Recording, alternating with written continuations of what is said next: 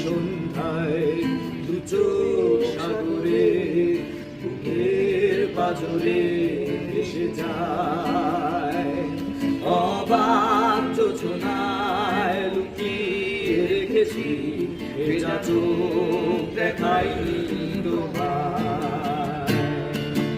এই অবেলায় তোমারই আকাশে নীরব আপোষে ভেসে যায় সেই ভীষণ শীতল ভেজা চোখ, কখনো দেখাইনি তোমায়।